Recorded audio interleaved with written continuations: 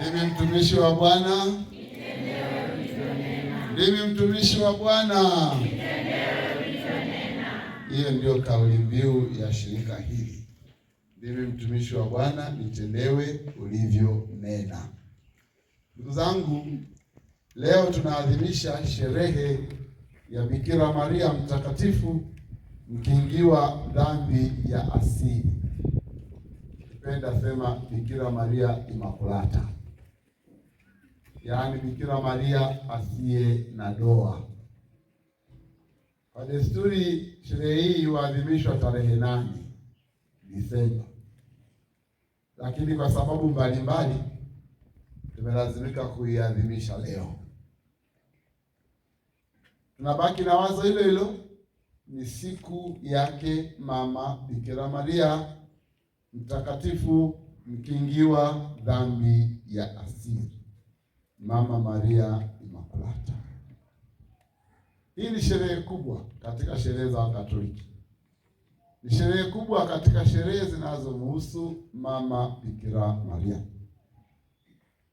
Tunaposema ni sherehe, maana yake tunaadhimisha fumbo kubwa la imani. Tunaadhimisha nguzo ya imani. Na ilikuwaje hadi nguzo hii ikatokea? Kwanza ni imani rohoni mwa watu. Kila aliyepata kusikia habari za Bikira Maria alimtafakari huyu mama na akasema, kwa vyovyote mama huyu alikuwa na upendeleo wa pekee kutoka kwa Mwenyezi Mungu. Na hivyo imani hii ilikuwepo mioyoni mwa watu mbalimbali waliosikia habari za Bikira Maria kupitia maandiko matakatifu na hata kupitia misahafu mingine.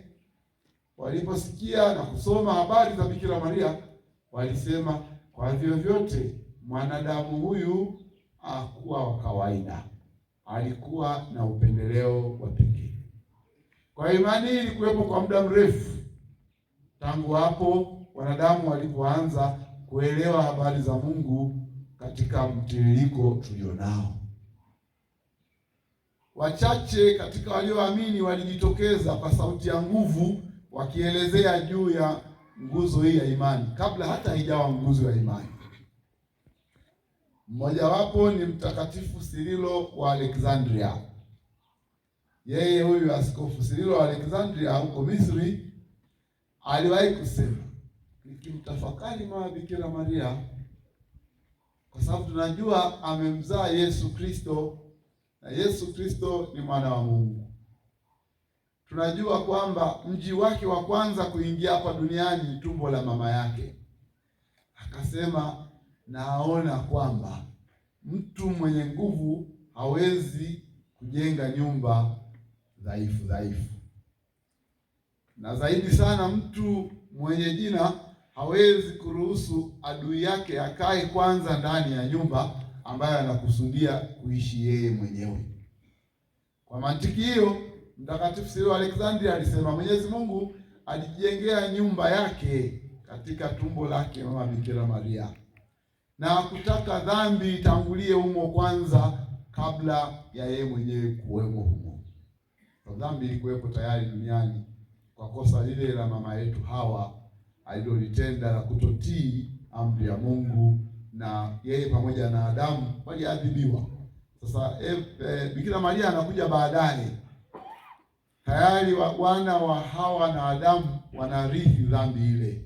Kwa Mtakatifu Sirilo akasema, kwa vyovyote huyu hakurithi dhambi hiyo, ili hiki kilicho kitakatifu kabisa kiweze kuanza katika nyumba safi kabisa tangu mwanzo.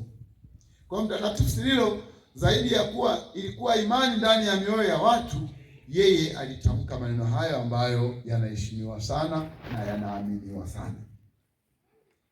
Wapo wengine waliotoa sauti pia. Mtakatifu Anselmo aliandika vizuri sana akimsifu Mama Bikira Maria, akisifu utakatifu wake, akisifu hali yake ya kuwa bila doa. Na wapo watakatifu wengine akiwemo Mtakatifu Benedetta wa Lourdes, yeye alitokewa na Mama Bikira Maria. Kwa hiyo wapo waliotoa sauti na sauti yao ikazidi kuifanya ile imani iliyoko mioyoni mwa watu juu ya Bikira Maria iendelee kukomaa na hivi iweze kuchanua na kutokeza mbele za watu. Yeye hakurithi dhambi ambayo viumbe wengine, binadamu wengine tunarithi, na dhambi hiyo inaondolewa kwa ubatizo. Ilipofika wakati wa Bikira Maria kupashwa habari, malaika anamwambia Bikira Maria, salamu wewe uliyejaa neema. Hiyo salamu inaonyesha kabisa kwamba huyu kweli kilichokuwa kinaaminiwa hicho kimedhihirika wazi. Malaika Gabriel anamwambia Bikira Maria, salamu, huyu ni mwanamwali bikira. Na kwa sababu ni mwanamwali, maana yake ni binti mdogo. Hasa huyu malaika ni mmoja kati ya malaika wakuu watatu. Sisi malaika wa kawaida ni malaika mkuu, anasimama mbele yake, anamwambia salamu wewe uliyejaa neema. Hayo ni maandiko matakatifu yanayotufumbulia tujue zaidi. Hata Bikira Maria alikwenda kumwamkia Elizabeti, maneno ya Elizabeti yalizidi, yameandikwa kwenye maandiko, yanatudhihirishia juu ya ukweli wa fumbo hilo la Bikira Maria kuwa ni Imakulata, mkingiwa dhambi ya asili, asiye na doa. Hivyo Bikira Maria alipata upendeleo huo, na hivi kanisa lilikuwa linatafakari imani hiyo, linaishi imani hiyo ni mpaka mwaka 1854 tarehe kama ya leo, ndipo kanisa likatamka rasmi kwamba ili ni fundisho la imani. Anayelikataa moja kwa moja sio Mkatoliki. Anayelikataa ni fundisho la imani kwamba Bikira Maria alikingiwa dhambi ya asili, yeye ni Imakulata, yeye hana doa.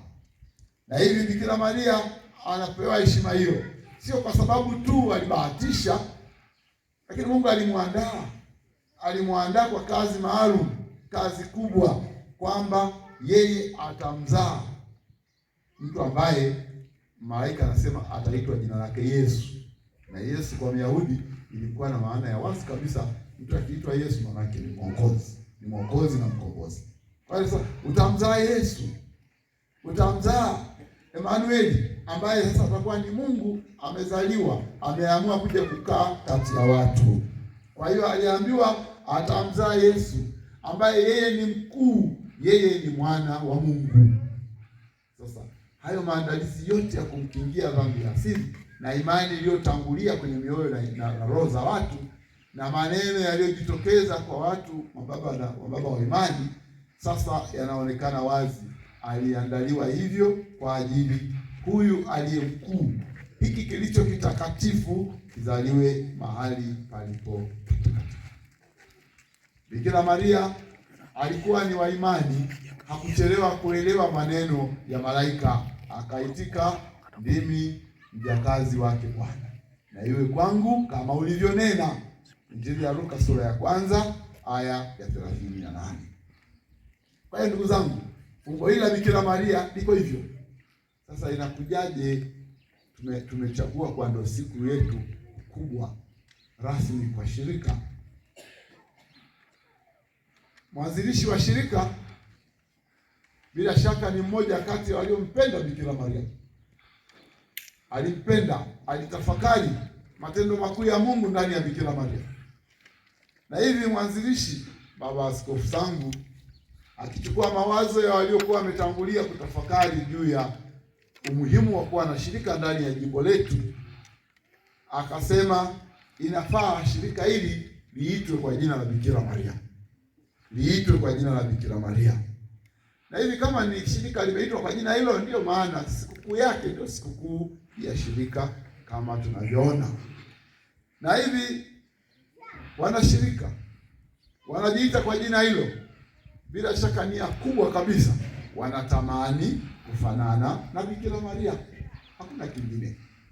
Wanatamani kufanana na Bikira Maria. Kwa hiyo wamejiita sisi ni masista wa Bikira Maria, Malkia wa mitume Mbeya. Hivyo tuko hapa kwa sababu hiyo shirika lenyewe la Bikira Maria na ni siku yake Bikira Maria. wapendwa wanadhiri wetu, nadhiri za kwanza na nadhiri za daima. Ninyi mmechaguliwa na Mungu mwenyewe, kama tunavyosikia kwenye somo la kwanza na somo la pili kwamba Mungu alichagua tangu mwanzo. Ninyi mmechaguliwa tangu awali. Mkitafakari mlikotoka na leo mko hapa mnasherehekea nadhiri zenu, mnaelewa sio kwa njia ya akili yenu tu, au kwa mastahili ya wazazi wenu tu, au kwa mastahili ya mlikotoka. Ni kwa neema ya Mungu mmekuwa hivyo mlivyo. Mmechaguliwa tangu awali. Na mmechaguliwa ili mfanye nini? Si tu kwamba ni maisha. Kwa mtawa ni kwamba ni aina ya maisha. Kwa sababu kijana akikua lazima achague maisha atakayoishi. Na katika maisha aliyochagua, ndani huko kuna kazi za kufanya, na zile kazi zitampa mahitaji yake. Bila shaka mkuchagua kwa sababu hiyo, kwamba niwe na cha kufanya, niwe na pa kuishi, niwe na uhakika wa chakula na huduma nyinginezo. Basi ni maisha kama mwingine aliyochagua maisha mengine. Kila mmoja kwa kazi aliyochagua, bila shaka ni kwa ajili ya kujibu mahitaji yake. Nyinyi mmechaguliwa na mmeitwa muwe watakatifu kwa njia ya utawa wenu. Kilichowavuta ni kutafuta njia ya kujihakikishia utakatifu. Mmechaguliwa kuwa wana, kama anavyosema Mtume Paulo, tumechaguliwa tuwe wana. Mmechaguliwa kuwa warithi, na kwa mujibu wa utawa mmechaguliwa kuwa wachumba wake Yesu Kristo. Nadhiri za muda ni muda tu, kwamba hakika umechagua na Mungu amekuchagua kwa maisha yote. Sasa unapiga hatua kadiri unavyokuwa mpaka utakapothibitisha nia yako ya kudumu. Nadhiri za daima, umeshapiga hatua zote za mwanzo na bado umethibitisha nia yako, unaleta furaha kamili kwa shirika na kwa kanisa kwamba nilichosema mwanzo sikutania, ninaendelea nacho. Kwa hiyo nadhiri za muda asijisikie amepungukiwa sana kwa kuwa ni za muda. Hakuna hata mmoja aliyetuambia kwamba ni mwaka mmoja tu tutaachana au mitatu tutaachana. Ni kwamba mnatamani kuwa na za daima, lakini zipo taratibu za kufikia za daima. Kwa mko kwenye safari ile ya nadhiri za daima. Hii ni za muda, na mbele yenu mnawaona dada zenu wanadhiri za daima. Ninyi nyote mmechaguliwa. Mnaitwa kwenye utakatifu. Mnaitwa muwe wana. Mnaitwa muwe warithi. Mnaitwa muwe wachumba. Mnapokea baraka ile ile, kwa sababu Mwenyezi Mungu anathamini jibu lako la leo. Anathamini ndio yako ya leo. Ndio yako ya leo, ndio ya Bikira Maria, kwamba ndimi mtumishi wa Bwana, nitendee ulivyonena. Pale pale ndipo kazi ilipoanza. Pale pale ndipo tunahesabu sasa kwamba Mungu, neno wa Mungu ameanza kukua katika mwili wa Bikira Maria, atazaliwa kati yetu. Kwa hiyo ndio yako ya leo ina thamani na uzito mkubwa. Leo hii wote mnapokea baraka, uzito ule ule. Tofauti yenu tu ni umri, kwamba wapo walioingia utawani mapema, ndio hao nadhiri za daima, na nyinyi mnaofuata mtaendelea kukua kuelekea nadhiri za daima. Mmeitwa kuwa sifa ya utukufu wake aliyewachagua. Aliyewachagua Yesu mwenyewe, lakini anaona akisimama mwenyewe kama alivyo, sifa yake haionekani vizuri. Sio wote wenye macho ya imani ya kuona kwamba Yesu yupo kati ya watu. Sasa ataonekanaje? Karama yake inakuwemo ndani ya wale waliomchagua na aliowachagua. Kwa hiyo nyinyi, uonekano wenu mnaidhihirisha sifa ya Yesu Kristo. Mnadhihirisha utukufu wake. Mnadhihirisha utakatifu wake. Mnadhihirisha utume wake. Mnadhihirisha upendo wake. Mnadhihirisha sadaka yake.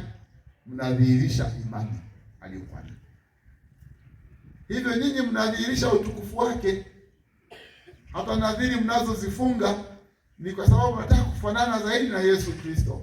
Yeye ni mtii namba moja, na nyinyi mnajifunga kwa nadhiri ya utii. Ni msafi namba moja, na nyinyi mnajifunga kwa nadhiri ya usafi namba moja. Yeye ni maskini wa roho. Alikuwa kila kitu alichonacho ni kwa ajili ya wote, na nyinyi mnachukua roho hiyo hiyo, mnataka kuishi ili kudhihirisha utukufu wake. Amesema vizuri Mtume Paulo kwenye somo la pili kwamba ninyi ni udhihirisho wa utukufu wake. Hivyo wapendwa wanadhiri, mjitahidi mfanane naye kwa kudumu katika nia njema. Mjitahidi kufanana naye, kudumu katika nia njema. Misaada ya kiroho mlioipata kwa malezi yote hiyo asaidie mzidi kufanana naye, kwa sababu kazi ni moja tu, kudhihirisha utukufu wake, kudhihirisha utukufu wake. Kwa hiyo mnapoishi katika utawa wenu, taifa la Mungu, watu ambao watakuwa nanyi katika utume watakuwa wanasema, hapa naiona huruma ya Yesu Kristo, kwa sababu anaiona huruma ndani yako. Naona upendo wa Yesu Kristo kwa sababu anaona upendo ndani yako. Naona usafi, naona utii kwa sababu wanaona ndani yako. Kwa hiyo mdhihirishe utukufu wake kwa njia hiyo. Paulo aliwaandikia Wathesalonike aya fupi sana. Barua ya kwanza kwa Wathesalonike sura ya 5 aya 22. Jitengeni na ubaya wa kila namna. Aya fupi kabisa. Jitengeni na ubaya wa kila namna. Kwa sababu mkiambatana na ubaya, mtashindwa kudhihirisha utukufu wake. Mtashindwa kudhihirisha huruma yake, mapendo yake, sadaka yake, na yote ambayo Kristo aliyaweka na amewaita, amewachagua ili mdhihirishe utukufu wake.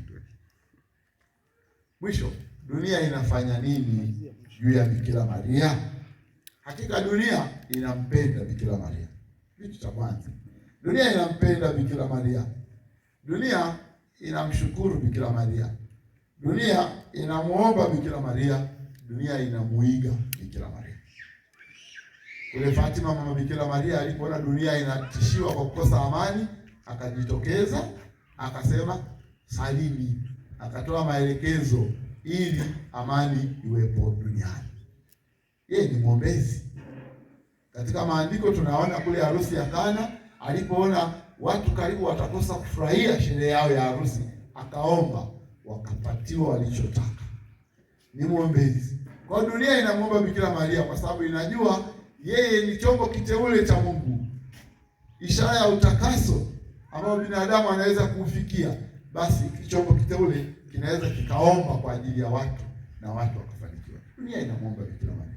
Na tusiogope kumwomba Bikira Maria. Na nyinyi msiogope kumwomba Bikira Maria atuombee. Usiache. Muombe. Daima muombe. Nchi yetu imewekwa chini ya ulinzi wa Bikira Maria aliyekijua dhambi ya asili. Watanzania wote wao wanamwamini, wanampenda Bikira Maria au wampendi, lakini kiroho waliwekwa chini ya ulinzi na maombezi ya mama Bikira Maria. Na kama kuna kitu tunafanikiwa kwa sababu mama yuko kazini. Mama Bikira Maria yuko kazini, tunafanikiwa kwa sala zake akimwomba mwanawe kwa ajili yetu. Tunapoelekea kushindwa, tunarudi tena kumwambia mama, ututazame wanao. Dunia inamuomba mama Bikira Maria, inampenda na haiachi kumwiga, daima inamuiga. Mwige imani yake, mwige maisha yake ya fadhila, mwige upendo wake na sadaka yake, mwige uvumilivu wake. Ndivyo dunia inavyofanya kwa Bikira Maria. Nanyi wanadhiri wetu, wanadhiri za muda na nadhiri za maisha, daima mumpende Bikira Maria, mumuombe, mumshukuru kwamba mmepata dira ya maisha. Yeye yuko pale mbele kama dira yenu, kiongozi wenu wa roho, kiongozi wa safari yenu kuelekea utakatifu. Mumshukuru, mumuige kila wakati, mtafakari maisha yake, yaweke katika maisha yenu. Vile vile, kwa kuwa hawa ni wana Maria, sisi wengine ambao tuko hapa tunampenda mama Bikira Maria, lakini hatumuoni kwa macho, ila tunawaona wapenzi wake wanaotumia jina lake. Kwanza tunawashukuru mliowazaa wanadhiri wetu, mmewalea, mkawalea katika njia ya wito, na hata leo wanafunga hizi nadhiri zao. Tunawashukuru, mmeonyesha mapendo, mnampenda Bikira Maria mwenyewe, ila kwa vitendo mmeonyesha mapendo hayo kwa kuwasaidia watoto wenu. Lakini hiyo shughuli haijaisha. Dunia inaendelea kumpenda Bikira Maria. Dunia inaendelea kumwiga Bikira Maria, inajifunza kutoka kwake na kumwomba. Muendelee kuwapenda watoto wenu, ndugu zenu, dada zenu, wadogo zenu, hawa ambao wamesimama mbele pale wakipeperusha bendera ya Bikira Maria, wakidhihirisha utukufu wa Yesu Kristo. Muendelee kuwapenda, muendelee kuwasaidia katika kumfuata Mungu. Safari hii si safari ya mawaridi tu ya furaha, ni mawaridi yenye miiba pia. Bwana Yesu alisema, anayetaka kuwa mwanafunzi wangu ajikane mwenyewe, ajitwike msalaba wake, anifuate. Hawa ni wafuasi wa Kristo wakiandamana na mama Bikira Maria. Ni safari ya kujikana, ni safari ya kujitwika msalaba wake, ni safari ya kumfuata Kristo. Tuwatie shime, tuwasapoti, tuwasaidie kadri tunavyoweza. Wao watafika vizuri, lakini watatoa ushuhuda wao vizuri, watakuwa sababu ya wokovu wa watu wengine. Tunawashukuru nyote mlioshiriki, tunawaombea wanadhiri wetu heri na baraka, muishi kadiri mlivyolelewa, huku mkijitahidi daima kutafuta utakatifu na mkidhihirisha utukufu wake Yesu Kristo. Tumsifu Yesu Kristo.